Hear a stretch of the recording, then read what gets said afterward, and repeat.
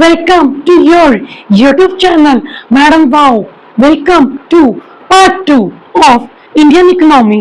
कि हम आज क्या करने वाले हैं? Another competency based question along with concept. तो आज हम सबसे पहले किसकी बात कर रहे हैं? इंडियन इकोनॉमी की हालत बिल्कुल दरिद्र हो गई। किस किस सेक्टर की बात हो रही है? तो देखो, agriculture sector stagnant backward, low productivity, zamindari system में पीजेंट से लगान ही कौन कलेक्ट करता था? जमींदार। ये जमींदार किसने मिटाए? ब्रिटिशर्स ने।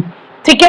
अब इंडस्ट्रियल बेस बिल्कुल backward, low productivity, Indian handicraft ruin हो गए, फॉरेन ट्रेड मोनोपोली ले ली ब्रिटिशर्स ने, डेमोग्राफिक प्रोफाइल वर्किंग पॉपुलेशन को अपने अंडर ले लिया ब्रिटिशर्स ने, ऑक्यूपेशनल स्ट्रक्चर भी डिस्ट्रॉय था और इंफ्रास्ट्रक्चर में कुछ भी अच्छा नहीं हो, बस रेलवेज आर 1850 में।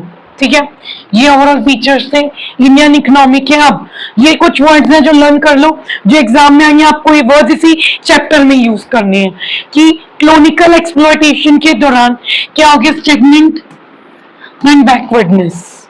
ठीक है, ब्रिटिशर्स ने इंडियन इकोनॉमी को एक्सप्लॉइट किया और इंडियन इकोनॉमी ने अपनी ग्रोथ जो चल रही थी ब्रिटिशर्स के आने से पहले, वो मोमेंटम लॉस हो गया। ठीक है, अब loss is vibrant India Britishers से पहले क्या थी? वाइब्रेंट और प्रॉस्पर्स फली फूली इकोनॉमी। ब्रिटिशर्स के आने के बाद ये इकोनॉमी क्या बन गई? मात्र एक रॉ मटेरियल का सप्लायर। जो कहा जाता था रॉ मटेरियल? ब्रिटेन इंडस्ट्रीज में।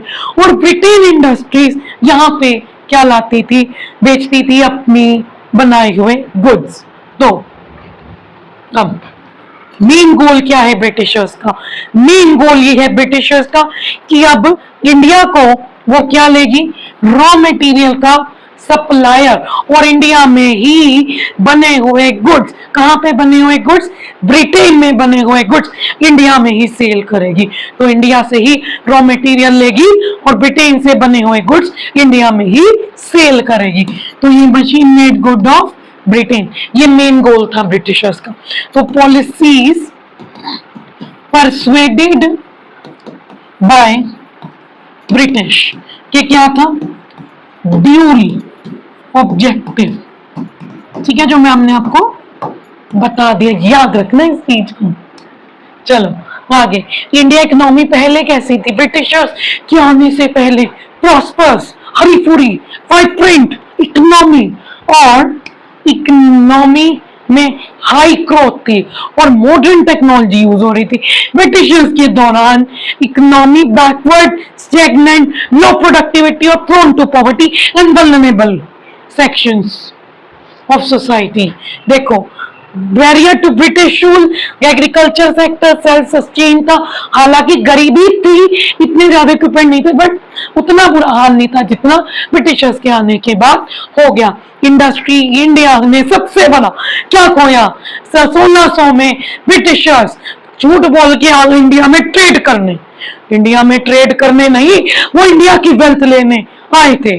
और दूसरी चीज, यहाँ पर आए इंडियन हैंडीक्राफ्ट भी रुइन कर दिए, जो बहुत बुरा हुआ। आगे एक्सपोर्ट, इंडिया का मेन एक्सपोर्ट होता था सिल्क एंड कॉटन, ब्रिटिशर्स ने वो भी खत्म कर दिया। इंडिया में ब्रिटिशर्स ने तार तार कर दिया हमारा एग्रीकल्चर सेक्टर।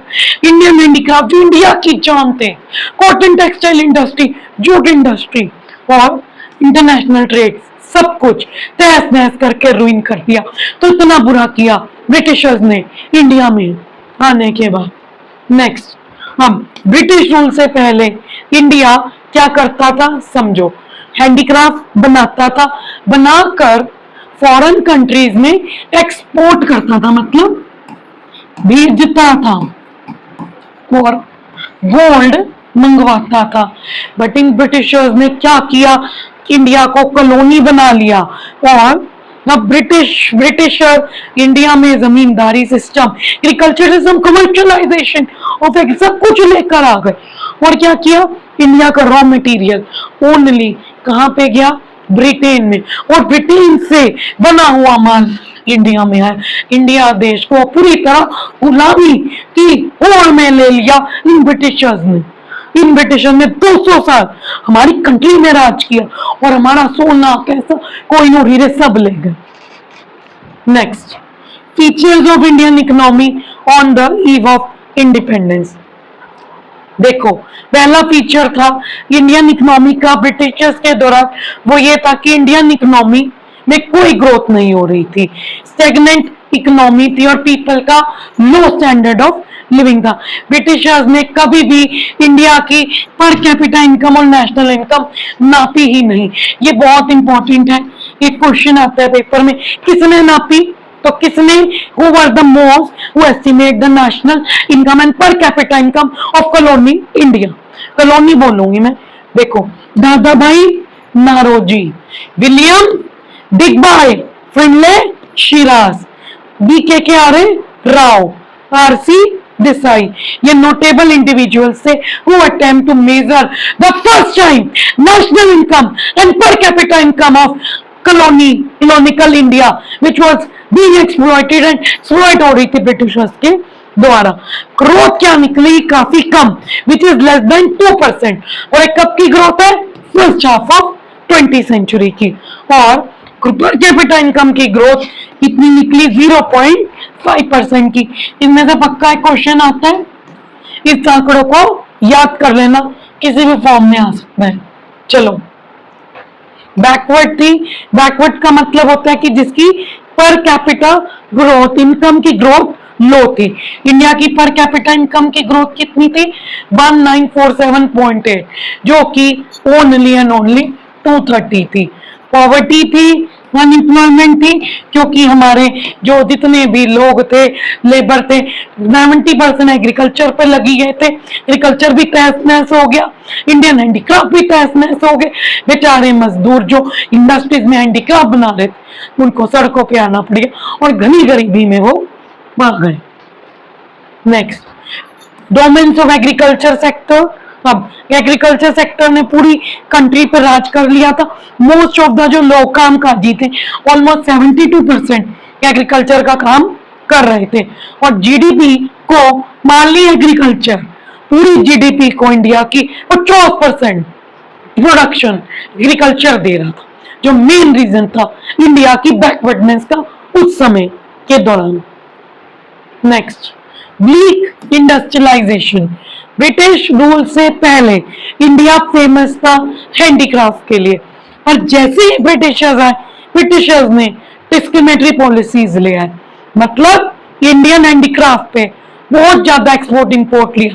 ब्रिटेन कोई भी सामान इंडिया से अगर भेजोगे या मंगवाओगे, उस पर कोई टैक्स नहीं, टैक्स फ्री।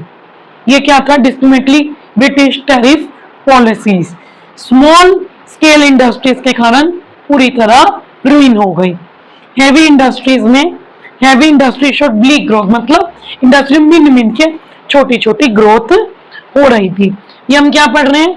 इंडियन इकोनॉमी कैसी थी ब्रिटिशर्स के टाइम पे? याद करो, स्टैग्नेंट इकोनॉमी, लो ग्रोथ, पर capita income, national income was very low.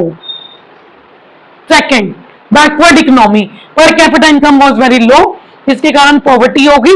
The पर capita income was 1947.48, which was merely 230 per capita. Next, agriculture sector पे ओवर डिपेंडेंसी थी, 50% of GDP was given by agriculture sector.